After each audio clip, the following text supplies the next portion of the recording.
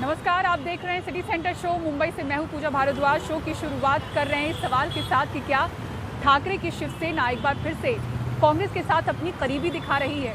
कांग्रेस की भारत जोड़ो यात्रा महाराष्ट्र के नांदेड़ में चल रही है और आज युवा सेना प्रमुख आदित्य ठाकरे इस यात्रा के साथ जुड़े। कल एनसीपी के नेता भी जुड़े थे, लेकिन आज की यात्रा के बाद जिस तरह से तस्वीरें सामने आई हैं गले मिलने की और साथ चलने की, उससे सवाल उठ रहे हैं कि क्या एक बार फिर से कुछ खास करीबी शिवसेना और कांग्रेस के बीच बनती हुई दिख रही है। देखिए रिपोर्ट। शुक्रवार को शिवसेना नेता आदित्य ठाकरे भी जुड़े भारत जोड़ो यात्रा से। एक बार फिर ये संदेश कि शिवसेना और कांग्रेस के बीच अब नजदीकियां बढ़ गई हैं। एक समय एक दूसरे के खिलाफ लड़ने वाली दोनों पार्टियां 2019 में कॉमन मिनिमम प्रोग्राम के तहत एकजुट हुई और तब से ही अलग अलग विचारधारा वाली पार्टियां साथ ही चल रही हैं। संविधान और लोकतंत्र के लिए चले हैं, संविधान और लोकतंत्र के लिए लड़ेंगे और जीतेंगे। दो विचारधाराएं साथ में आ रही हैं। हमने महाविकास आघाड़ी जरूर देखा था। यही तो लोकतंत्र है कि दो अलग विचारधाराएं साथ आ सकती है और काम कर सकती है। राहुल गांधी की इस यात्रा में अब तक कई गैर कांग्रेसी नेता शामिल हुए हैं। कांग्रेस का लगातार कहना है कि जो कोई उनकी विचारधारा से ताल्लुक रखता है वे उसके साथ आ सकता है। महाराष्ट्र से बाहर गए प्रोजेक्ट्स पर राहुल गांधी भी सरकार को घेरते नजर आए। ये वो मुद्दा है जो अब तक आदित्य ठाकरे उठाते रहे हैं। जैसे आपके जो बड़े प्रोजेक्ट्स है ना, महाराष्ट्र से गायब हो रहे हैं। फॉक्सकॉन का प्रोजेक्ट गायब हो गया, एयरबस का प्रोजेक्ट गायब हो गया, वैसे ही 15 लाख गायब हो गया, खत्म। आदित्य ठाकरे और राहुल गांधी ऐसे समय में साथ आए हैं जब राज्य में नई सरकार की स्थापना हुई है। आने वाले दिनों में बीएमसी सहित कई महानगर पालिकाओं में चुनाव होने वाले हैं, जिनमें भी ये पार्टी साथ में लड़ सकती है। एकनाथ शिंदे ने जब उद्धव ठाकरे के खिलाफ बगावत की, तब उन्होंने कांग्रेस और एनसीपी के साथ हुए गठबंधन को भी इसकी एक वजह बताई। लेकिन इसके बावजूद आदित्य ठाकरे राहुल गांधी के साथ भारत जोड़ो यात्रा में चलते नजर आ रहे हैं और इसके जरिए शिवसेना की ओर से ये बताने की कोशिश है कि महाराष्ट्र की राजनीति में वो बदल रही है और महाविकास आघाड़ी गठबंधन में रहकर वो अपने आप को बीजेपी के खिलाफ एक मजबूत विकल्प के तौर पर बताने की कोशिश कर रही है। हिंगोली से कैमरा पर्सन राजेंद्र दयालकर के साथ सोहित मिश्रा, एनडीटीवी इंडिया। कांग्रेस नेता जयराम रमेश ने एनडीटीवी से बात करते हुए बताया कि गुजरात के चुनाव प्रचार में राहुल गांधी शामिल हो सकते हैं। फिलहाल वो भारत जोड़ो यात्रा में व्यस्त हैं, लेकिन मुमकिन है कि इसके बाद वो चुनाव प्रचार में शामिल हो। तो गुजरात की बात है, अब गुजरात में भी राहुल गांधी नहीं जा रहे हैं और गुजरात एक ऐसा है जहाँ पे पिछली बार जब अभी 10-12 दिन बाकी हैं, अभी तक रुक जाइए। अभी ये मत कहिए कि नहीं जा रहे। हो सकता है जाएंगे, हो सकता है जाएंगे। जो भारत जोड़ो यात्रा का रेस्ट डे होता है, 13 तारीख को विश्राम का दिन है। बाद में मेरे ख्याल में 21 या 22 को विश्राम का दिन होगा, जब महाराष्ट्र से हम मध्य प्रदेश जाएंगे। हो सकता है वो गुजरात जाए, मैं नहीं जानता हूँ, उसका फैसला अभी तक नहीं हुआ है। पर हमारी प्राथमिकता, हम बिल्कुल पहले दिन से हम कहकर आ रहे हैं कि चुनाव से लेना देना कुछ नहीं है। ये चुनाव अपने, अगर हम चुनाव में लग जाएंगे तो ये भारत जोड़ो यात्रा पर इसका नकारात्मक असर होगा, क्योंकि हम चाहते हैं कि भारत जोड़ो यात्रा सफल हो, क्योंकि एक बहुत क्रांतिकारी कदम है। और आम आदमी पार्टी ने एनसीडी चुनाव के लिए उम्मीदवारों की पहली लिस्ट जारी की है। इस पहली सूची में 134 उम्मीदवारों के नाम हैं। इससे पहले घोषणा पत्र जारी किया गया और इसे केजरीवाल की गारंटी नाम दिया गया, जिसमें वादा किया गया कि अगर एनसीडी की सत्ता में केजरीवाल आते हैं, आम आदमी पार्टी आती है, तब एमसीडी को भ्रष्टाचार मुक्त बनाया जाएगा और दिल्ली से कूड़े को हटाया जाएगा। देखिए रिपोर्ट। केजरीवाल की 10 गारंटी, एमसीडी चुनावों के लिए आम आदमी पार्टी का घोषणा पत्र। चुनावी वादों के साथ दावे भी कि एमसीडी चुनाव आप जीतेगी, बीजेपी 20 सीट भी नहीं जीत पाएगी। इस बार बीजेपी की 20 से कम सीट आएंगे। कहो तो मैं लिख के दे देता हूँ। आम आदमी पार्टी की गारंटी कभी टूटती नहीं है। केजरीवाल की गारंटी या आपके घोषणा पत्र में कहा गया है कि अगर आम आदमी पार्टी दिल्ली नगर निगम में सत्ता में आई तो शहर साफ और सुंदर होगा, कूड़े के पहाड़ खत्म होंगे, शासन भ्रष्टाचार मुक्त होगा, पार्किंग समस्याओं से मुक्ति मिलेगी, आवारा जानवरों की समस्या का समाधान होगा, वर्ल्ड क्लास शिक्षा और स्वास्थ्य का मॉडल बनेगा। पार्कों का सौंदर्यीकरण होगा। हर कर्मचारी को समय पर तनख्वाह और कच्चे कर्मचारी पक्के होंगे। व्यापारियों को समस्याओं से निजात मिलेगी और रेहड़ी पटरी वालों के लिए बनेंगे वेंडिंग जोन। दिल्ली में जो तीनों कूड़े के पहाड़ हैं, इनको खत्म करेंगे। कोई भी नया कूड़े का पहाड़ दिल्ली के अंदर नहीं बनने देंगे। कोई नया लैंडफिल साइट नहीं होगा। और कूड़े के निस्तारण कोई रॉकेट साइंस नहीं है, पूरी दुनिया कर रही है। हम लंदन से एक्सपर्ट्स को बुलाएंगे, पेरिस से बुलाएंगे, टोक्यो से बुलाएंगे, ग्लोबल एक्सपर्ट्स को बुलाएंगे। जैसे दुनिया के बाकी शहर अपने कूड़े के निस्तारण को कर रहे हैं, हम भी कूड़े के निस्तारण को बाकी शहरों की तरह करेंगे। ऐसा क्या है? नियत होनी चाहिए। इनकी नियत खराब है। एमसीडी पर बीते 15 सालों से बीजेपी का शासन है। बीजेपी केजरीवाल पर सवाल उठा रही है। जिन लोगों की खुद की आज वारंट चल रहे हैं, जिनके लिए आज करप्शन पे वारंट है, वो क्या गारंटी देंगे? जिन लोगों ने कहा हम सरकार में नहीं आएंगे, हम राजनीति नहीं करेंगे, गारंटी देते हैं वो अगले दिन पार्टी बना करके आए। जिन लोगों ने कहा हम गाड़ी नहीं लेंगे, गारंटी देते हैं उन लोगों ने गाड़ी खरीदी, आज सरकारी गाड़ी में घूम रहे हैं। जिन लोगों ने कहा हम सरकारी घर नहीं लेंगे, गारंटी देते हैं, उस गारंटी को उन्होंने पैरों तले रौंदा। जिन लोगों ने कहा हम भ्रष्टाचार की सफाई करेंगे, उन लोगों ने उस गारंटी को तोड़ करके आज भ्रष्टाचार की पराकाष्ठा को स्थान दिया है। दिल्ली में आज कट्टर बेईमान, कट्टर भ्रष्ट पार्टी बनके आम आदमी पार्टी उभरी है। अब इंतजार है बीजेपी के घोषणा पत्र का। आम आदमी पार्टी के घोषणा पत्र के बारे में एक बताने वाली बात यह है कि आम आदमी पार्टी पर, अरविंद केजरीवाल पर अक्सर ये आरोप लगते हैं कि वो मुफ्त की योजनाओं को बढ़ावा दे रहे हैं। लेकिन एमसीडी के लिए जो घोषणा पत्र जारी किया गया है, इसमें जोर मुफ्त योजनाओं पर नहीं है बल्कि क्वालिटी ऑफ सर्विसेज पर है। दिल्ली से अपने कैमरा सहयोगी करण पात्रा के साथ मैं शरद शर्मा, एनडीटीवी इंडिया। और आप नेता राघव चड्ढा की तस्वीरें अब आइए आपको दिखाते हैं। प्रचार के बाद उन्होंने कार्यकर्ताओं के साथ अपना जन्मदिन मनाया। इस मौके पर राघव चड्ढा ने अपने जन्मदिन का केक काटा और सभी को स्नेह के लिए धन्यवाद दिया।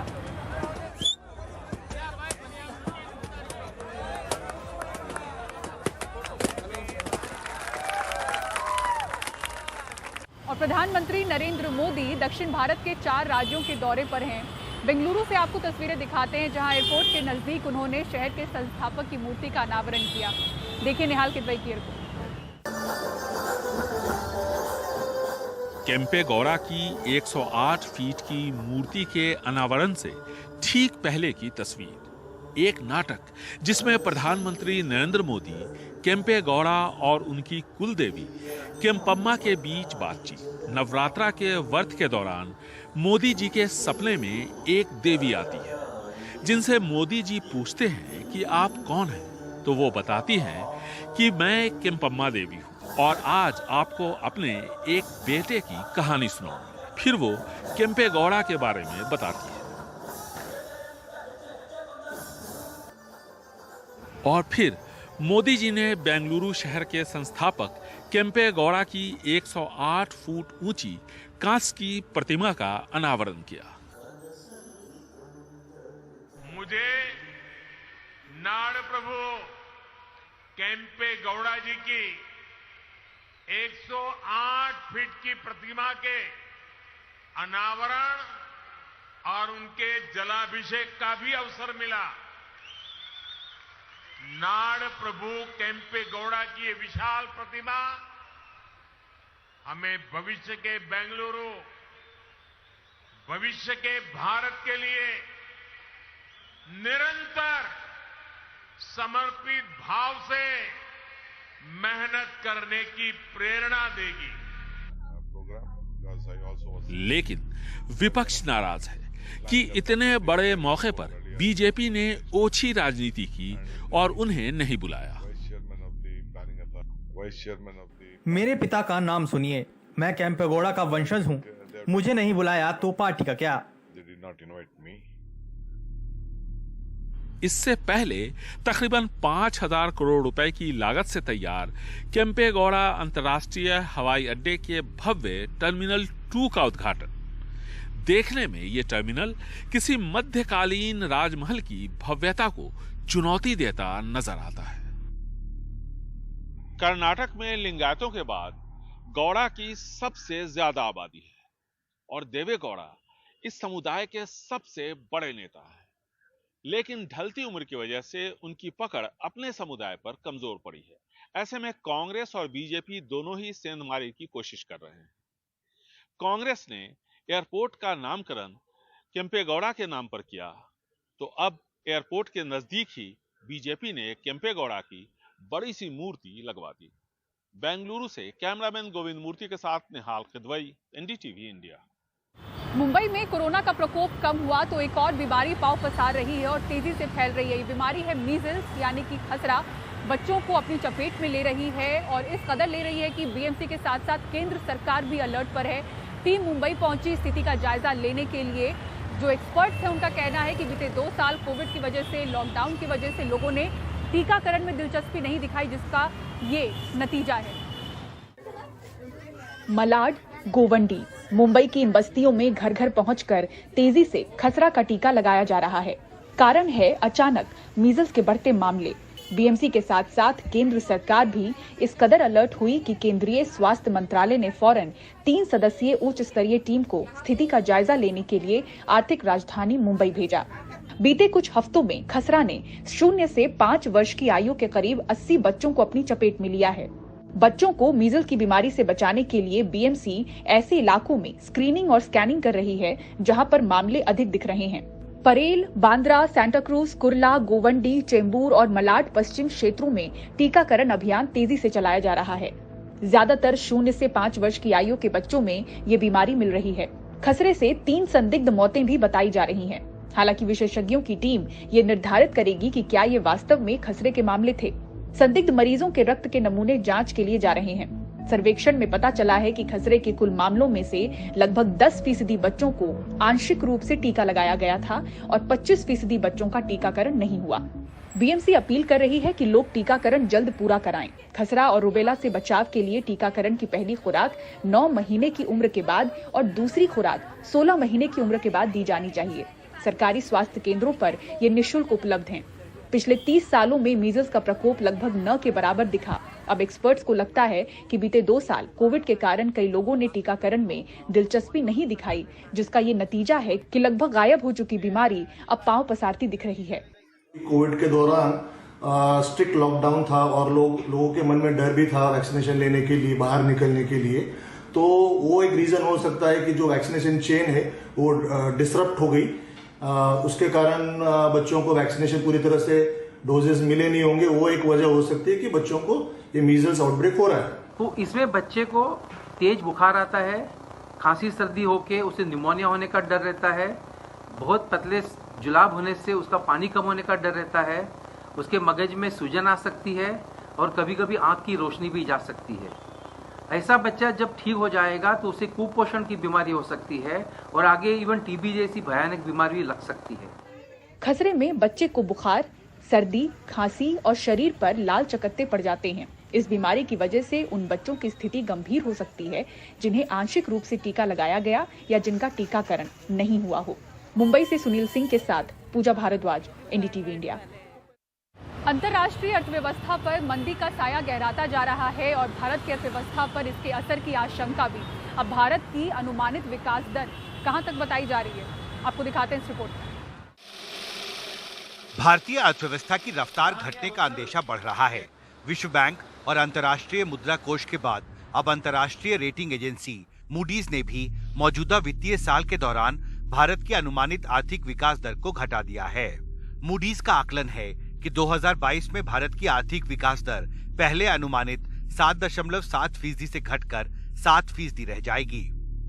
इस गिरावट के लिए अंतर्राष्ट्रीय अर्थव्यवस्था में मंदी, महंगाई और ऊंची ब्याज दर को वजह बताया गया है। सितंबर में ही मूडीज ने अनुमानित आर्थिक विकास दर को 8.8% से घटाकर 7.7% किया था। उधर शुक्रवार को कच्चा तेल ट्रेडिंग के दौरान एक दिन में करीब 3% तक महंगा हो गया। एक समय उसकी कीमत उछलकर $96.64 प्रति बैरल तक पहुंच गई। ऑयल के ऊपर हमारी डिपेंडेंस बहुत हाई है। हमारा एक मतलब लगभग 80% से ज़्यादा ऑयल हम इंपोर्ट करते हैं। अगर ऑयल प्राइस थोड़ा सा भी बढ़ गया हमारे ऊपर असर ज़्यादा हो जाता है। इन्फ्लेशन की बड़ी वजह एक तो है कि आपका ट्रांसपोर्ट जो कॉस्ट होता है, आप खेत में उग रहा है कोई फसल, उसको शहर तक लाने के लिए आपको उसकी कॉस्ट बढ़ जाती है। बट अदरवाइज जितना भी इंडस्ट्रियल गुड्स हो जो भी है, सभी में तो ये ऑयल का एक इनपुट होता है और थोड़ा कॉस्ट उसका बढ़ जाता है। तो ये हमारे लिए बहुत नुकसान देता है। और जो ये चल रहा है इसमें आगे सॉल्यूशन कुछ दिख नहीं रहा है कि आगे 1-2 महीने में खत्म हो जाएगा। दुनिया भर की अर्थव्यवस्था में इस संकट के लिए अमेरिका के वित्त मंत्री जेनेट येलेन ने यूक्रेन पर रूसी हमले को जिम्मेदार करार दिया है। शुक्रवार को दिल्ली में वित्त मंत्री से मुलाकात के बाद उन्होंने ये बात कही। विश्व की अर्थव्यवस्था अभी भी कोविड-19 महामारी से उबर रही थी कि रूस ने यूक्रेन के ऊपर हमला कर दिया। इससे ईंधन और खाद्य की कीमतों पर एक झटका लगा है और इससे मुद्रास्फीति का दबाव भी बढ़ गया है।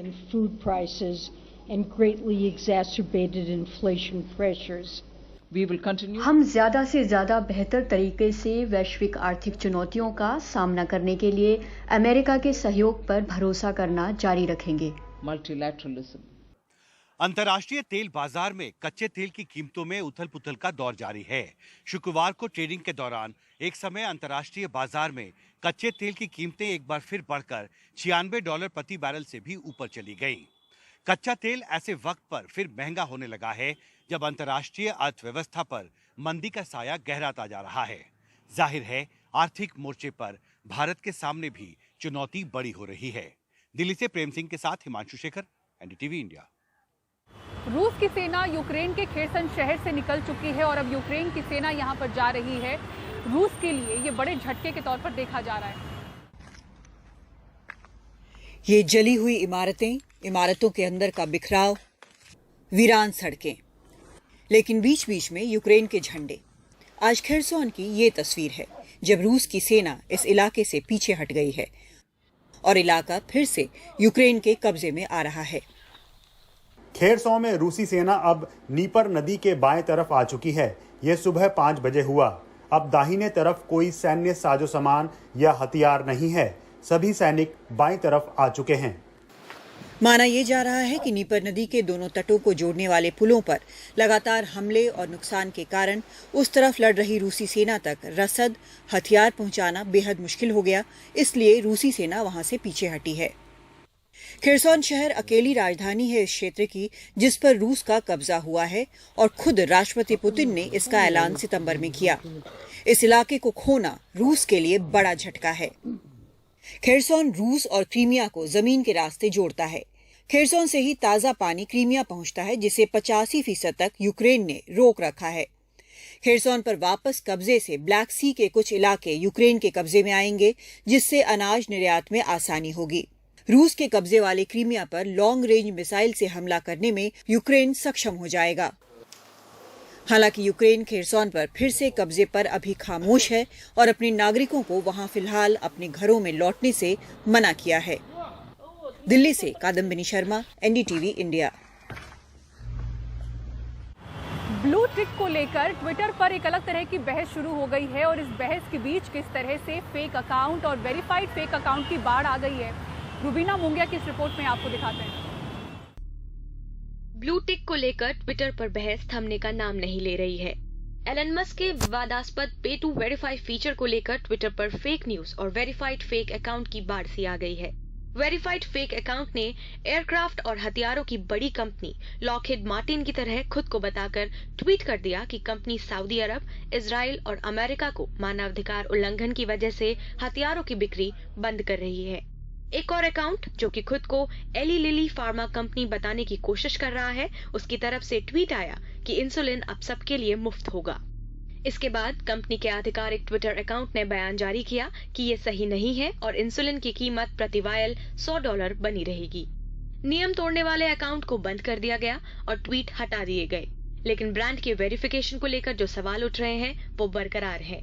पिछले हफ्ते एलन मस्क ने ट्विटर यूजर के ब्लू टिक के लिए $8 हर महीने सब्सक्रिप्शन फीस की बात कही। अब पैसा चुकाने पर किसी को भी ब्लू टिक मिल सकता है, जो पहले मीडिया, ब्रांड और सेलिब्रिटी के लिए ही था। अब जब ब्लू टिक के लिए किसी वेरिफिकेशन की जरूरत नहीं है, बड़ी संख्या में वो फर्जी अकाउंट जो खुद को ऑफिशियल ब्रांड की तरह दिखाते हैं, उन्हें ब्लू टिक मिल भी रहा है। इसके जवाब में एलन मस्क ने कहा कि आगे बढ़ते हैं, जो पैरोडी अकाउंट हैं, उन्हें अपने नाम में पैरोडी लिखना होगा, न सिर्फ बायो में। पैरोडी अकाउंट चलाने वाले लोगों को बरगलाएं नहीं। लेकिन फर्जी अकाउंट एलन मस्क के उस दावे की हवा निकालते दिख रहे हैं जिसमें उन्होंने कहा था कि सर्विस के लिए पैसे देने के प्लेटफॉर्म से बॉट कम होंगे। मस्क ने ये भी कहा था कि फर्जी अकाउंट वेरिफिकेशन के लिए पैसे नहीं देंगे। हालांकि ये सही साबित नहीं हुआ। ट्विटर ने कर्मचारियों को निकाला है तो कोई बड़े अधिकारी खुद जा भी रहे हैं। ट्विटर के privacy officer Damien Kieran, chief information security officer Lea Kissner और चीफ कंप्लायंस अधिकारी मैरियाना फोग्रेटे ने इस्तीफा दिया है। अपने कर्मचारियों को भेजे नोट में एलन मस्क ने दावा किया है कि ट्विटर की वित्तीय हालात बुरे हैं और दिवालियापन की बात सवालों से बाहर नहीं है। उन्होंने इसे और ज्यादा स्पष्ट करने की कोशिश की है कि ट्विटर ब्लू एक कोशिश है आय को बढ़ाने की। दिल्ली से रुबीना मोंगिया की रिपोर्ट, एनडीटीवी इंडिया के लिए। जिम में वर्कआउट के दौरान टीवी के मशहूर एक्टर सिद्धांत सूर्यवंशी हार्ट अटैक से चल बसे। दिखाएंगे पूरी खबर आपको एक ब्रेक के बाद। सिटी सेंटर शो के साथ बने रहिए।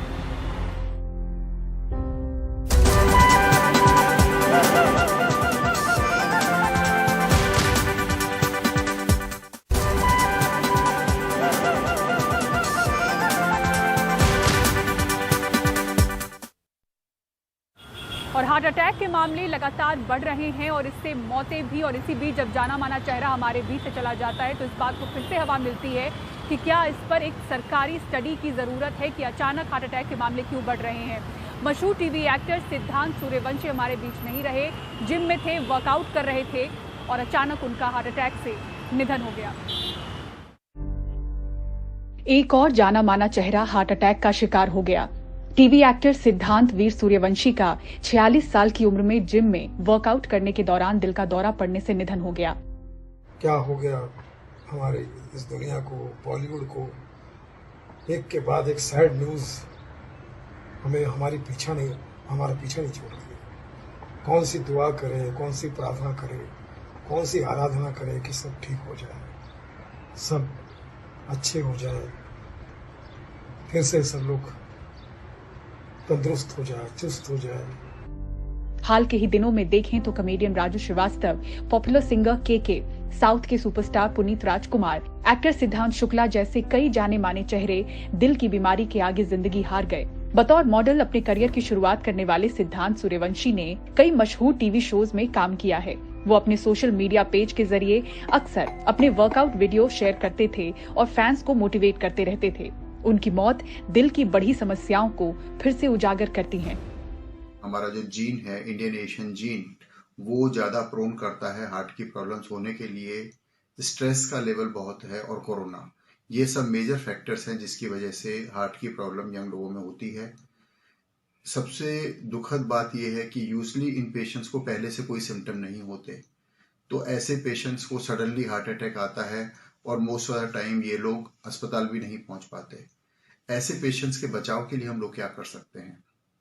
जो कॉमनेस्ट रिस्क फैक्टर्स जिनको कि हम लोग टाइमली डिटेक्ट करके प्रिवेंट कर सकते हैं, वो डायबिटीज, हाई ब्लड प्रेशर और हाई कोलेस्ट्रॉल है। तो मैं रिकमेंड करूंगा कि anybody who is more than 30 years at least उनको अपना शुगर, कोलेस्ट्रॉल और ब्लड प्रेशर चेक करना चाहिए। हाल के दिनों में साइलेंट किलर बने हार्ट अटैक के मरीज अस्पतालों में 50% से ज्यादा बढ़े हैं। मुंबई में बीते साल जनवरी से जून तक सिर्फ 6 महीने में हार्ट अटैक से 17,880 लोगों की जान चली गई, यानी हर दिन करीब 100 लोगों की मौत हार्ट अटैक से हो गई। 2020 की तुलना में 3 गुना ज्यादा। मुंबई से पूजा भारद्वाज, एनडीटीवी इंडिया। और सिटी सेंटर शो में फिलहाल इतना ही। पूरी टीम को दीजिए इजाजत। खबरों के लिए देखते रहें एनडीटीवी इंडिया। नमस्कार।